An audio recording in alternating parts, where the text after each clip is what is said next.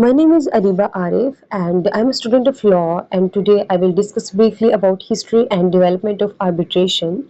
And in this discussion we will discuss completely about the evolution of arbitration from the ancient eras to this modern eras. First of all, we will discuss the ancient origins of arbitration, which are main three: Mesopotamia, Greece, and Rome.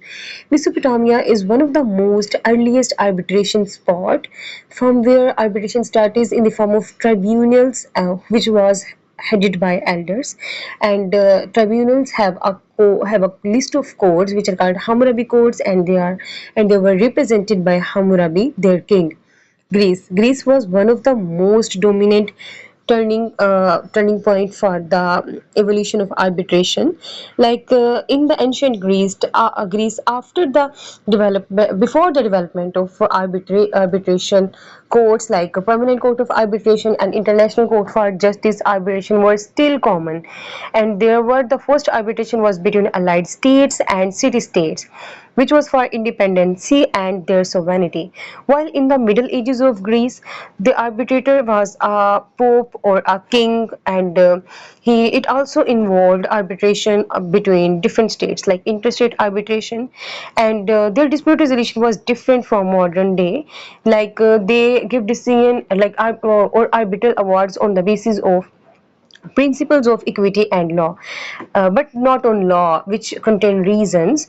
And there, the name of arbitration was not still much dominant. And there comes Rome. The next one is Rome, and here in Rome, the Romans developed legal principles and other things like the composition of tribunal and the process of arbitration, which was the main turning point in the development of arbitration in the Rome.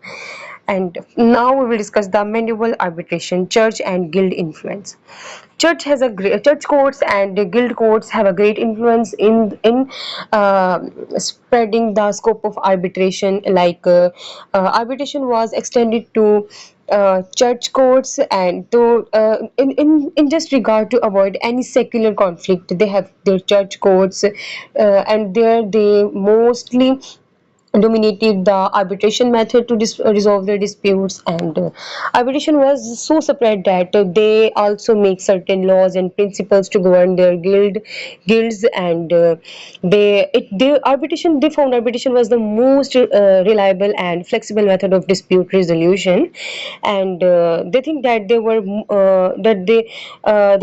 be able to get more quick response of their dispute resolution. And it was so beneficial for them. And then the royal courts, the rise of commercial arbitration in Europe. In Europe, there was the arbitration who was disappear, like after the peace treaties of Westphalia, and it was resurfaced in the 18th and 19th century when they make Jade Treaty, who was the starting point of modern arbitration. England and France. England and France also established certain formal rules to encourage arbitration in their commercial contracts. Like they think that they signed the treaty, which said that they will resolve the disputes which will arise in future by using the mode of dispute resolution, which is arbitration. And it was also a very appreciable step of both countries. International trade. International trade, they also facilitated arbitration, and arbitration facilitated cross-border deals with impartial adjudications. And this helps them a lot to remain safe from other conflicts. Like it was the step like arbitration was a step was very reliable, and was peace bringing step instead of adjudication, which was just win and law situation, and which created a situation of war. Early arbitration in the United States. Early arbitration in the United States, we can say that that included much the role of court in them, which contrasts the modern arbitration. We said that arbitration will be independent and like which do not involve the court court roles in them. They just think that it was legal uncertain, and they slowly adapt arbitration. But now we can say that United States have certain modes of arbitration which do not involve court, but it is according to the willpower of the parties to dispute, to take their arbitral awards to courts or not. The Federal Arbitration Act of 1925. It was the most turning point in the history of arbitration and its development. Like, it was a legal foundation and a judicial support, and it encouraged growth towards the developing countries. Like, legal foundation in a sense, like, it is a support for arbitration agreements and their enforceability. It include all the provisions for them, and it judicial support in the sense, like, it prohibited the courts to intervene in certain matters of arbitration, and exceptions are here when the parties change their will. So it was a very encouraging step in the growth of arbitration. Mid 20th century expansion, labor and international arbitration. In the mid 20th century, arbitration was even much separated, that it was more common in labor disputes and international disputes. Labor disputes were much arising at that time, so they also make an act and provisions, and put provisions in that to solve the disputes through arbitration. And ICC enabled global commercial arbitration, and also given the certain rules which were made to parties for their peace, and to bring their suits in arbitration when any type of dispute arises. And all these steps were a crucial step towards the legal developments in arbitration. Modern arbitration. Modern arbitration is like making a step towards global growth and specialization. In late 20th century, there is a great rise in arbitration. We can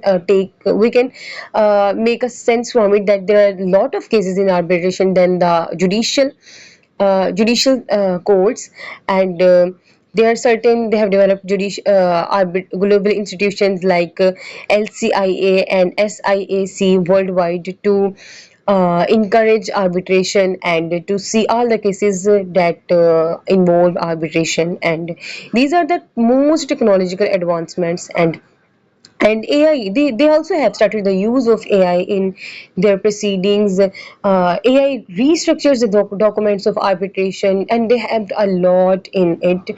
And it is a technological and a crucial step for development of arbitration in the modern world. So we can expect that the future of arbitration will be very good. So challenges and criticism. We know that if arbitration have many benefits, there are certain disbenefits in this regard, that there are confidentiality issues there, and impartial concerns are also there. There are also costs and delays. Although there are certain acts that contain provisions of penalty for confidentiality issues and impartiality in arbitration agreements, but there also exists uncertainty due to some issues. Because of these issues, arbitration still faces challenges to grow much wider in this modern world. Future of arbitration, innovation and adaptation. We see the future of arbitration in a very spreading manner. Like like AI and blockchain foster efficiency and evidence integrity. If we use the AI and other techniques for arbitration, it will emerge more dominantly than before. And diversity and inclusion efforts to broaden arbitrator pools for fair representation. And we can also introduce hybrid models, like contain a combination of both mediation and arbitration to improve their dispute resolution. So after adopting all these steps, we can make the future of arbitration much brighter. So that's all. Thank you.